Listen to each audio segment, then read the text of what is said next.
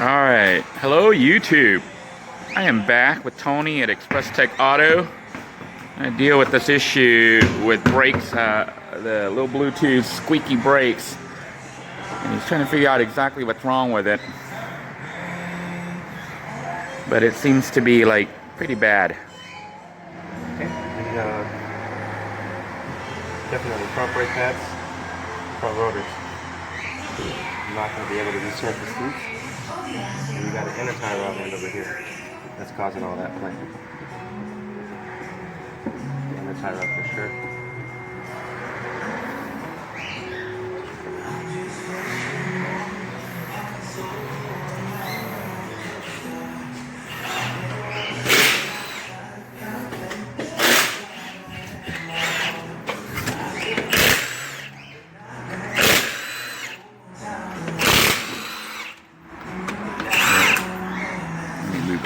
Here.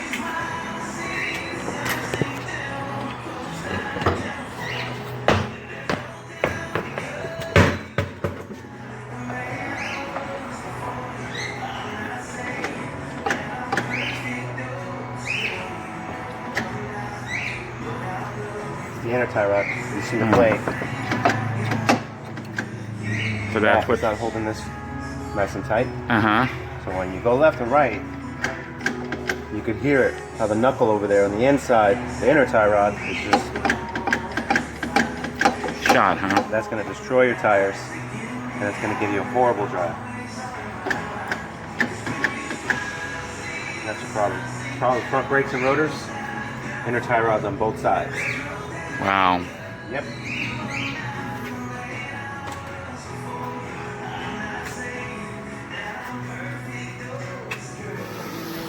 Well, that's pretty bad.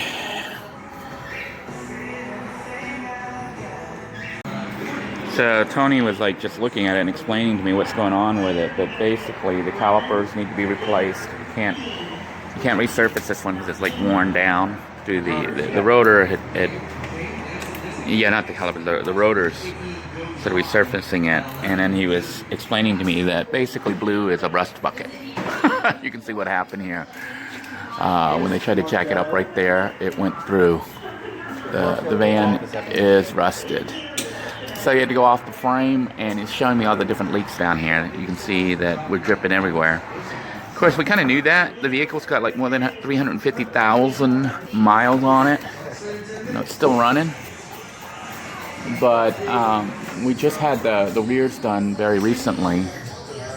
And now we're doing the front. We're going to try to find out how much this is all going to cost to determine exactly how much we want to sink more into it.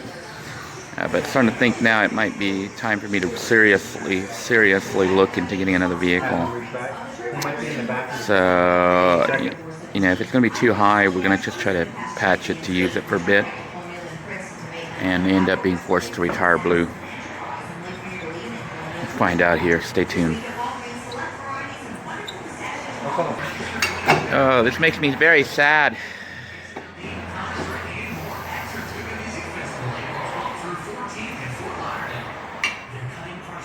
You know, this van is more than just a van, right? Yep. Yeah, it's gone. There's no pad on it. that was making the sound we were all hearing. Yep. You see the pad is completely gone, and we were getting metal on metal. So evidently, it was worse than I thought. You know, I didn't hear it until recently, so I don't know. Maybe because I took all those long trips, or maybe it was stuck and rubbing.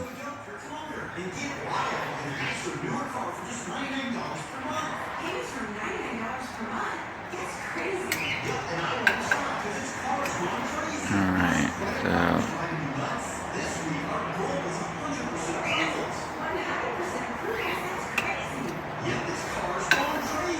so you're compressing it down is what you're doing? Yep.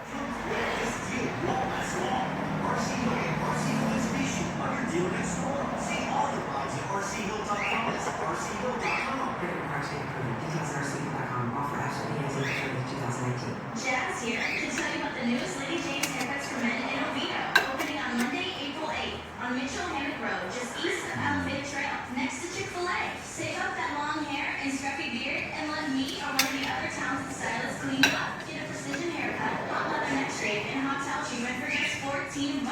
Walk in anytime, open 7 days a week. Lady Jane's in Oviedo on Mitchell Hammock Road, just east of Elevated Trail, next to Chick-fil-A. Lady Jane's in Oviedo. It's wicked awesome. If you live here in Central Florida, you know how rough these roads can be, especially I-4.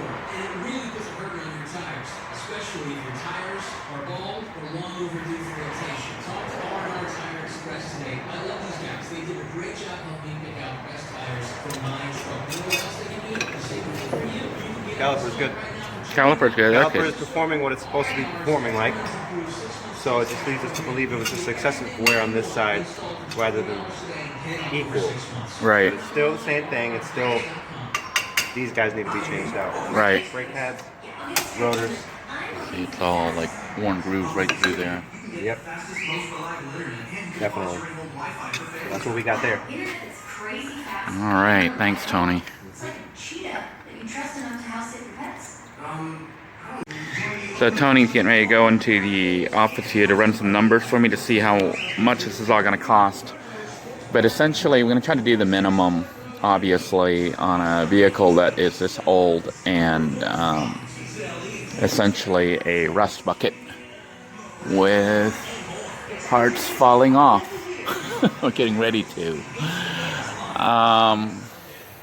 He's going to try to get the price for the cheapest rotors, cheapest pads, and then maybe I guess these are called tie rods, to see how much it's going to cost even with the cheapest components to determine if it's worth it or not. At a minimum, obviously, we're going to have to do the brakes, because that, will allow me to stop. The tie rods, he was telling me, will it kind of keeps the tires straight so they don't get worn and damaged faster. Without this being replaced, the tires will be destroyed a lot faster.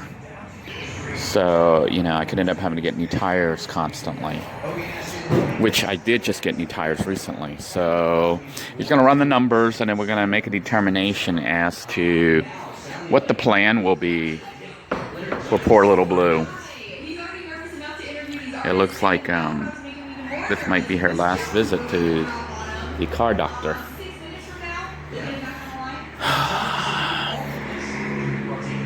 But I don't think she could be in better hands right now, because these people here at Express Tech, they really know what they're doing, and they do honestly try to keep repair costs to a minimum and do essentially what you need to, however much you want done.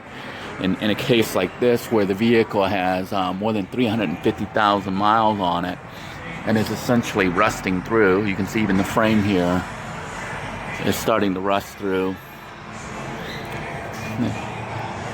The frame, this is actually the frame here. She was a Blue was originally a New York car, a New York van, and I guess they use salt over there. So she had a lot of salt underneath. And that's what caused this rusting here along the frame, or the outer edge, which was supposed to be a jacking point. So they've had to jack using the frame itself. Makes me a bit sad. Alright, so Tony came back to me and he told me that doing the pads and rotors is about $260. Just for the brake pads and the rotors. But if you had to do the tie rods and stuff, that's another $300, $400. So it's gonna be about $600 or $700 to fix these two things. But the problem is, well, one, I don't have $600 or $700 to fix it. But two, if we spent $600 or $700 to fix this, something else is gonna break, because Blue is at that point. So they're going to try to salvage the rotor, even though it's pretty much shot, but they're going to try to... So they're going to try to resurface it. The prices. The pad, you can put it like that. Exactly. Or you put a new rotor and put the pad in the other one over there, but I don't like it. but to give you the solution, but you cannot put the pad like that. So basically, they're trying to figure out what to do right now because resurfacing it is still going to cost about the same.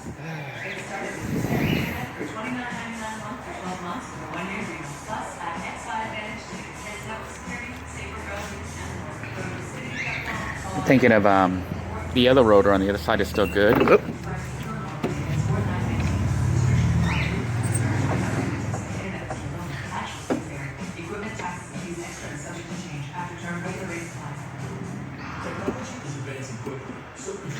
So he's actually thinking of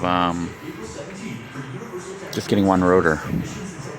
And he was saying like this rotor here, being as worn as it is, it's not going to be usable. And the labor they would take to shave it down and stuff offsets the cost of just getting 2 new rotors. So he's going to possibly try to get 1 rotor instead of 2 because the other side still looks halfway decent. And actually, you know, these are pretty new rotors. They were just put in by Justin about 2 years ago, maybe 3 years ago, when I first set out on the trip with Blue. So you can see this side's a lot smoother. It doesn't seem like much difference, but it could be like $100 difference, or even $90 or $50. But the money that I would save from not doing this, I would be applying towards buying another vehicle, because at this point right now, with these issues popping up with Blue, it's becoming too expensive to fix. I'm looking at trying to get another vehicle, so every dollar that I can shift towards the new vehicle versus repairing a vehicle that's going to keep needing repairs is what we're looking at. You know, because the options are pretty bad. It's going to be expensive. If they just get 1 rotor, that's still messed up. So he's saying that, look, what if I just gave them like 100 or 150 now and then made payments? So I could come by and pay them like every week or whatever when I get some money. They trust me. So that might be a workable solution to getting the at least the brakes and the rotors, and leaving me a little bit of cash for trying to buy another vehicle. So that's what the plan may be. I'm thinking of just having him basically do the brakes and the rotors, and then I'll make payments. I'll put a partial payment down, and then I'll come back every week and give him some money. Hopefully I can get some work, or, you know, if it can be stretched out long enough. In theory, if my YouTube continues to earn money, I should actually have enough to pay them within 2 months, or within 1 month. I can pay them the difference. So that may be an option, because at the most, they would only have to wait 4 weeks. Actually, not even 4 weeks, because I think I'm getting paid here in about 2 more weeks, maybe 3 weeks. So that may be a viable option right now, because they're willing to credit me and, you know, just let me make payments as I can make it. All right, after negotiating back and forth and talking to the owner himself, they've had too many people running off without paying. So what they're going to do is just get 1 new rotor and replace this rotor, which is shot, because resurfacing it is going to be too bad. It's the grooves are too much, too deep. So he's going to do 1 rotor and the brakes, which will put me pretty much at where I was before the noises started. Although the rods are still broken, and that would be another $300 to fix. But I'm not going to be getting that fixed, because for $300 more, I think the money is better off being applied towards another vehicle, a different vehicle, one with less miles, hopefully, or in better condition. I have already started looking right now, so I can go ahead and do the payment. It's going to be about $170 to get the brake and rotor, because they're giving me like a discount. 1 rotor and the brakes, and that should get me back on the road at least, and buy me a little bit of time so I can try to get another vehicle.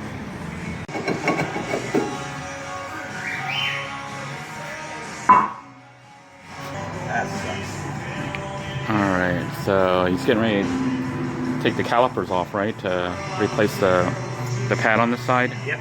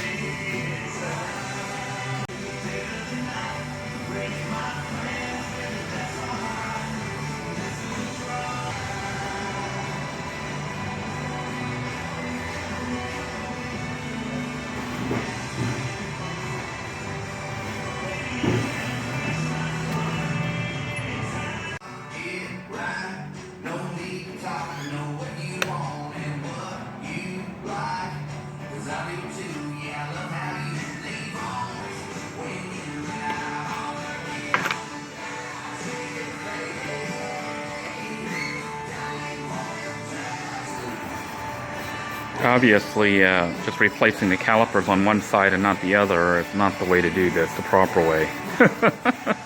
We are just trying to save money at this point, but get Blue back so I can at least drive it around while I look for another van. So, you know, if you're repairing your brakes, you want to do both sides, not just one. Unless, of course, you're doing what I'm doing, which is an emergency repair to keep costs down. Save some money so I can get another, use it to apply towards the other vehicle. Alright, $170.91 later, we're going to be back on the road. Blue is not totally repaired. Just got one new rotor, 2 brake pads. We didn't do the other side, and of course, it still needs that rod. I guess they call it a tie rod or something replaced. It's going to be like $300 more. You know, she's becoming a money pit because she's got so many miles on her. And she's basically a rust bucket. I was looking on Craigslist to try to get another van, and they had one for like $800, which I was trying to talk down to $600, but he ended up selling it last night. And I just got a text about child support from my ex-wife. So I gotta run by the bank to pick up the last remaining cash that I have and use that to cover the child support for this month, and try to figure out something. At least Blue should run for the next couple months or weeks, and buy me some time to try to get some money built up to buy another vehicle. But that is one of the costs that can occur when you're living in a van for those people who are new. You know, you always have constant repairs, and it depends on how old your vehicle is. You know, if you're one of those people who are lucky enough to have a nice new vehicle, you're not going to run into as many problems as I do, because this vehicle is like, I see how many miles she's got on it. She's got like over 350,000 miles. Let's take a look here. She's got 357,845 miles. I don't know if you can see that. So Blue has more than paid for herself as far as, you know, being of value. I bought her for like, I think I paid like $800 or $900 for her. But since then, a lot of money has been sunk into repairing her, probably $1,500 or more, maybe even close to $2,000 or more. But that's over a 3-year period. So you got to calculate that into your cost. But these are like the costs that people may not think of. But it's still cheaper than a house, because like a house, I had a house before, and when the AC went out, it was like $6,000 or $8,000, and that was for the cheap system. You know, it would be even more expensive for a larger system. And that was years ago, more than 10 years ago, so I'm sure prices have gone up since then. So at least Blue is back running with brakes. The tie rods are bad. Whether or not I have the tie rods done depends on whether or not I get enough money to buy another vehicle, or only enough to do a repair to Blue. If I can't, hey, the squirrel is here. If I can't get enough money for a another van, I may go ahead and sink another $300 into Blue to have the tie rod repaired. So stay tuned. Until next time, everyone, take care. I hope you are doing well wherever you are and staying safe and trying to set aside repair money for when you need it. I'm grateful that I was able to have that job at the Kennedy Space Center for the last 2.5 weeks, which is helping to pay for all these repairs. as well as cover the child support. So until next time, take care, everyone. God bless you all. Bye-bye now.